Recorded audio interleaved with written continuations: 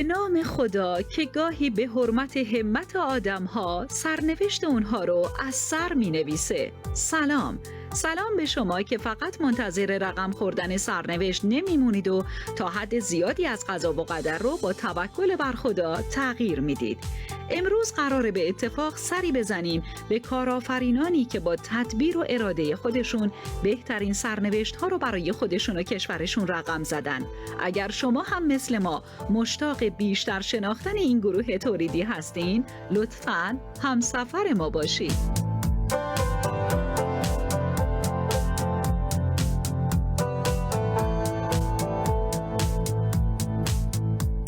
تولیدات ما شامل رادیاتورهای پنلی فولادی، پکیج‌های شوفاژ دیواری و حوله خوشکن هستند. مصرف در واقع این تولیدات در گرمایش ساختمان‌ها هستش. ما از بهترین ماشین‌آلات روز اروپا برای این تولیدات بهره گرفتیم. خط جوشی که ملاحظه می‌فرمایید فول مکانیزه و تماماً اتوماتیک هست. این خط تقریباً به طول 80 متر هست که در ابتدای خط شما اگر پنل رو به خط تزریق بکنید، انتهای خط رادیاتور سیاه تست شده رو به صورت اتوماتیک تحویل میگیرید و در طول این خط تنها 2-3 تا اپراتور دارن کار میکنن. تمام مکانیزه بودن این خط باعث میشود که خطای انسانی به حداقل ممکن برسه و کیفیت در بالاترین حد ممکن خودش در واقع متولد بشه. کارآفرینان امروز بازرگانان و وارد کنندگان دیروز بودند که مدتی نمایندگی یک محصول را از کشور دیگری به عهده داشتند، اما وقتی رفتن و اومدن و با جزئیات محصولات آشنا شدن متوجه شدن که ما ایرانی‌ها هیچی از شرکت‌های خارجی کم نداریم که هیچ. با دانش و استعدادی که در اختیار داریم اگر دست به تولید بزنیم هیچ کس به گرد پامون هم نمیرسه، حتی در شرایط تحریم. این شد که سرمایه هاشون رو به جای کار واردات منتقل کردن به تولید همون کالاهای وارداتی و رقابت سالم با همتایان خارجی رو شروع کردن. واقعیتش ما در این شرکت از سال 83 و با تأسیس یک شرکت بازرگانی مشغول این کار بودیم و توی صنف حضور داشتیم. ما نمایندگی یک برند کاملا شناخته شده اروپایی و 2 برند ترک رو داشتیم در ایران. منتها در بازدیدی که من از یکی از این شرکت‌های ترک در ترکیه داشتم، واقعا موقع برگشت برام این سوال بود و دغدغه بود و حس خیلی بدی داشتم که ما چرا باید در واقع برند یک کشور دیگه ای رو در کشورمون تبلیغ بکنیم و بخوایم محصولات اونها رو بپوشیم و چرا نباید خودمون این تولید رو داشته باشیم. به این شکل بود که ما در سال 92 در واقع وارد فاز تولید شدیم و ماشین‌آلات تولیدی رو بهترین ماشین‌آلات تولیدی رو وارد کردیم.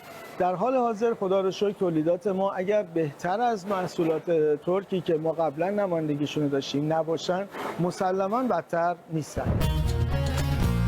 یک مجموعه نامدار تولید کننده انواع تجهیزات گرمایشی که امروز روز علاوه بر تأمین نیاز داخلی، صادرات به 12 کشور دنیا را هم در کارنامه خودش داره.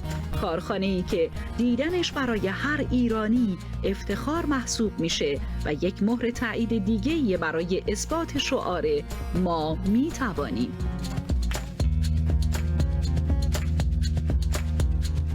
اینجا شوروم محصولات ماست.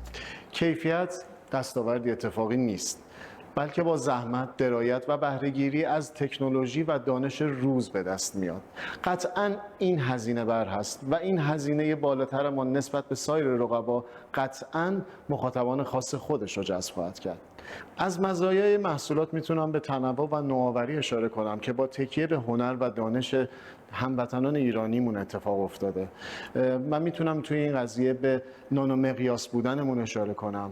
میتونم به تولیداتمون در تایپ های مختلف، تیپ های 22 33 11 و 10 و همچنین تولید در ارتفاعهای مختلف، ارتفاعهای 300 500 550 و 600 اشاره کنم. ما توانایی تولید رادیاتور در طولهای مختلف از 40 سانت تا 300 سانت، 3 متر، 10 سانت، 10 سانت همه رو میتونیم انجام بدیم. صنعتگران ایرانی در همین سالهای تحریم و با وجود سنگ‌اندازی‌های بدخواهان این آب و خاک همه جوره پای استقلال و خودکفایی کشورمون در تولیدات صنعتی وایستادن و محدودیت‌ها رو به کمک هم به فرصت‌هایی تبدیل کردن که حتی دشمنان رو انگشت به دهن گذاشتن و سرمایه گذاران رو هم مجاب کردن برای سرمایه گذاری در تولیدات این کارخونه. قبول دارید که تو این تلاطم جنگ اقتصادی ایستادن پای سختی‌ها و پستی‌ها و بلندی‌های کار تولید کار هر کسی نیست؟ شرکت ما توانسته است با استفاده از بروزترین ابزارهای کنترل کیفی دنیا و بروزترین متدهای کیفی در دنیا یکی از کیفی‌ترین محصولات بازار را تقدیم مشتریان عزیز نماید. نتیجه تثبیت در کیفیت باعث به وجود آمدن بازارهای صادراتی و باز شدن بازارهای صادراتی برای محصولات ما بوده. امروز شرکت ما توانسته است یکی از محصولات ایرانی با کیفیت را در تمام بازارهای منطقه گسترش دهد و تقدیم تمام عزیزان نماید. اهالی تولید در این کارخانه معتقدند کیفیت در تولید اتفاقی نیست و واقعاً به این جمله باور دارن. برای همینه که از خواب و خوراک و تفریح و استراحتشون گذشتن تا بتونن شبانه روز کیفیت محصولاتشون رو ارتقا بدن و اون رو در سطح رقبای جدی جهانی حفظ کنن. در انتها به عنوان کسی که خب سالهای زیادی در امر بازرگانی و تولید مشغول به کار بودم، توصیه من این هستش که دید عزیزان حتما دید بلند مدت باشه. کیفیت بسیار راهگشا خواهد بود و باید حتما روی کیفیت محصولات کار بشه و اینکه از این شاخه اون شاخه پریدن و اینکه ما بخوایم در واقع هر جایی که حالا امروز یه سود بیشتری میده بخوایم به اون کار بپردازیم اجتناب بشه.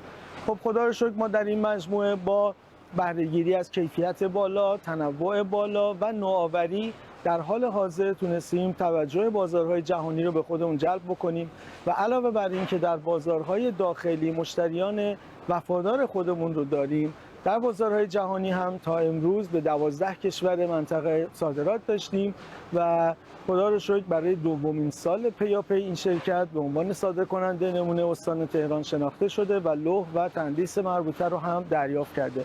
قطعاً این آینده میتونه در پیش روی هر کدوم از عزیزان که این دیدگاه رو داشته باشن هم در پیش رویشون باشه و این اتفاق مثبت برای همه این عزیزان بیفته.